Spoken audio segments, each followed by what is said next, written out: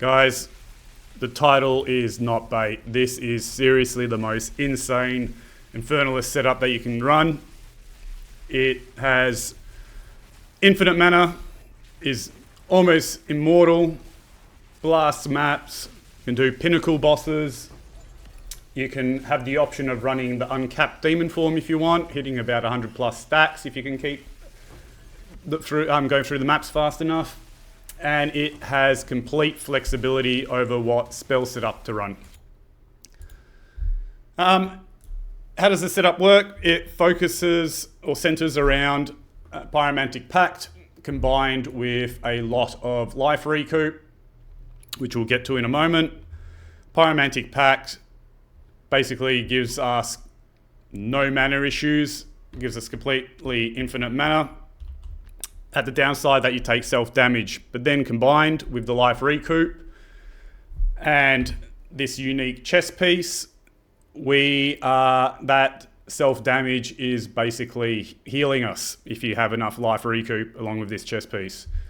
To demonstrate, if I just run a high mana cost spell, the curse here, you can see as I'm taking damage, my life recoup is ramping up and we are just constantly healing ourselves. You can see the life recoup there, reaching almost 3,000. If you look at the energy shield, it's even higher. If we pop our flask, we're almost getting 4,000 energy shield per second.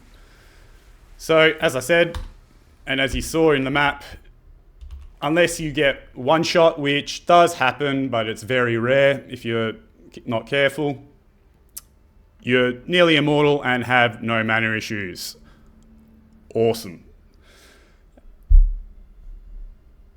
Secondly, as a result of the core setup being as such, and the way the passive tree is set up, which I'll get to in a second, as well as your gearing, you have complete choice over what spell combinations you want to run. I'm currently just running a Spark and Arc trigger-on effect build, which I was running previously and I've just carried forward just to simply get things up and running. I may test out Ball Lightning with Lightning Warp later to try and get even more mapping speed. You could run Fireball, Comet. It is completely flexible. So in terms of the passive tree, I will just run over things very quickly.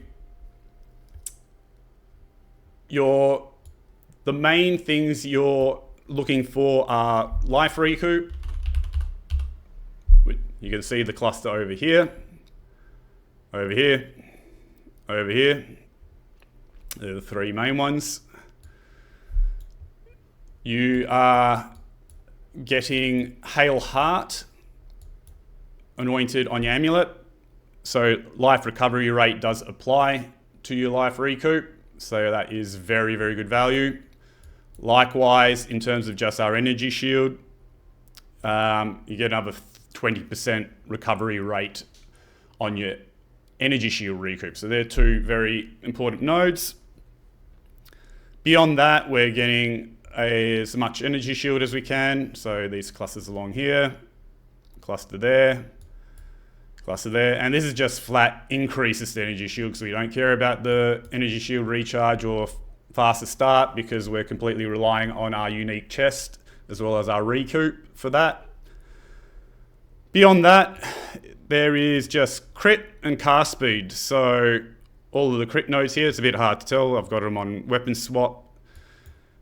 Crit, some meta energy gain, very, very high quality cluster here if you're running a meta skill setup.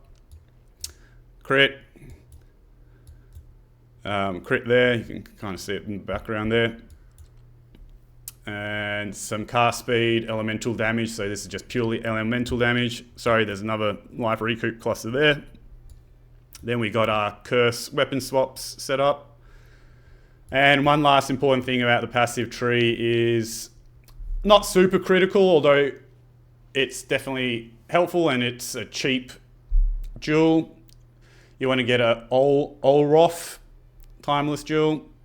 Well, I believe some of the others have the exact same impact on this keystone passive, but you want to reduce your mana as much as possible. So we want to ignore the mana gain from intelligence. We're trying to get our Infernal Flame as low as possible. The reasons for that is the quicker you take damage, I don't want to dive into the complete math of it all and bore you with it, but just take my word on it. The quicker you can self-damage yourself, the higher you can ramp up your recoup. Jewels. I've personally taken Recouper's Life combined with anything crit, energy shield, damage related. The new unique Heart of the Well diamonds are very good value. You can get increased speed of recoup here. Max fire res is very good. I'm personally running a lightning setup, so I've got the extra chance for luck and some crit. You can also get extra damage to any element you want. You could get +1 to all resistances and so forth. That pretty much covers it in terms of the passive tree. Gear, as I said, very important. Well, core, mandatory. You need this unique chest. This gives you the ability for the life recoup to apply to your energy shield. That is the main line. If you can get a corrupted version, increasing the life recoup, that's a bonus. You could get a corrupted version adding more spirit. You could potentially run more trigger meta abilities. Other things, which I'll quickly just highlight over the year. Your wand and foci setup is probably going to be dependent on what spells you run. So plus level of spells is probably the most important thing in whatever element you're running. Crit hit chance. It would be nice to not have mana. This is just a wand I've carried over from a different build, but it would be nice to ignore mana. Again, plus level of spells. Amulet, plus level of spells. Life recoup on your amulet as well is very, very good. As I said, anoint with Hail Heart. This ring, completely optional, but very good value. We're running a crit-based build, so big crit bonuses. Chaos Res is always a win. And the increased mana cost is actually helpful because the quicker we can consume our mana, the better in terms of the self-damage and ramping up the recoup. Likewise, this node is very high value for this build on the passive tree. Again, mana cost and massive cast speed. Your helmet, get your resistances. Energy shield as high as possible is very good. As I said, the only way you're really ever going to die is if you get one shot. So since this chest piece has got low base energy shield, you're kind of relying on your helm, boots, and gloves for your energy shield and your focus. So the higher you can get your energy shield on those 4 pieces, the better. A desecrated mod, which is nice to get, is the elemental damage taken recouped as energy shield. The self-damage we take is fire, so this is basically more recoup. Boots, again, I said resistances, energy shield, movement speed. Gloves, same deal. The critical damage bonus is a very nice roll to have on the gloves as well. Belt, more recoup, fire specifically, which is the self-damage, and this is a very high roll. There's a perfect essence you can get. I wouldn't buy a belt with this on it. Get a belt with 2 good resistances. Charm duration is very good in 3 charm slots. Almost highly recommend.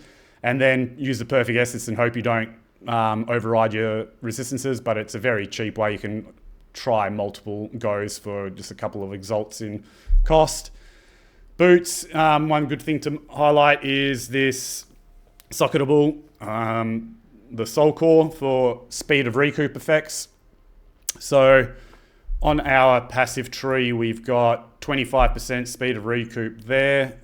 We've got another 13, I think this goes up to 14. We can get increased speed on our Heart of the Well, if that's what you want to get, as well as the Soul Core. So we're almost hitting 45, 50. You could even, if you have the budget for it, get a double socket exceptional pair of boots with the, I think it's the Horror Omen or Essence, I can't remember, to craft where 100% increase is socketable, so you could get technically 40% increased speed of recoup effects on your boots if you wanted to forego a 50% plus movement speed setup for your boot. Running Demon Form, so we're zooming around the map quick as it is, so the speed of recoup probably be very nice setup to have in your boots. Again, rings, resistances, whatever damage you're chasing, rarities, probably easy to get on your rings. And I think that pretty much covers it. So recoup, recoup, recoup, recoup there. And the rest is resistances, damages, and so forth. This flask is very nice to have. Basically, once you use it, you get extra damage taken during effect recouped as life. So you're just periodically popping this. I think every, what's the duration? 7.5 seconds on this one. I need to bump up the quality. But every couple of seconds, you're just popping this. Further increase your recoup. And so that's gear. Skills, I'm actually not going to go over. The two main things I will highlight is you want to run a dueling wand with Spellslinger. This is a free meta ability. The more spells you cast based on how quickly you cast them, it gains energy. You can just quickly see the tooltip there. And cast on critical. So you want to run those two. So you want some initiating ability and then Spellslinger and cast on critical.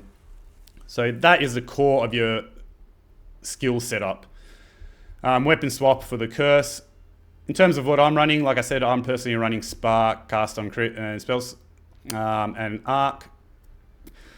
If you want to see the gem setup, I'll add a max roll guide. Likewise, I have a previous video of how this is set up. But like I said, I don't want to focus on this because you have complete flexibility on running what you want. The only last thing I'll mention that pretty much covers everything related to the build. In terms of bossing,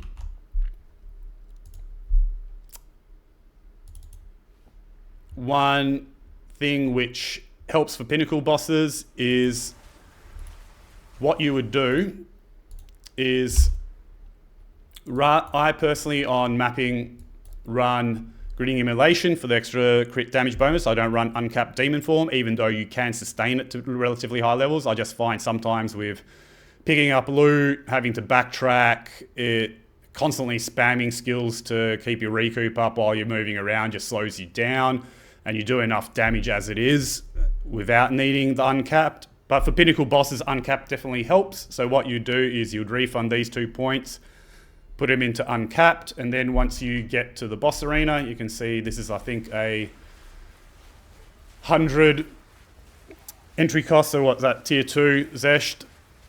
And you can see here what I'm basically doing before the arena is just sitting there ramping up my demon form stacks.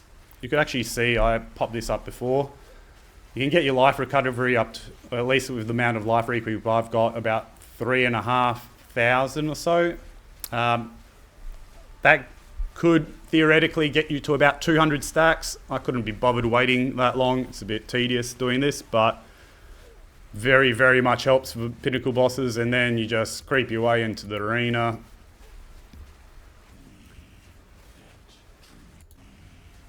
And you can see the damage output is very nice. So about 1 million per second, and I didn't even really wait for my demon, so you could double that technically. And that's basically it. Like, subscribe, helps out the channel, and enjoy. Honestly, how I've been having a blast with this build. It's so much flexibility, so much survivability. It just makes mapping an absolute breeze. You can almost face tank everything and just fly through everything.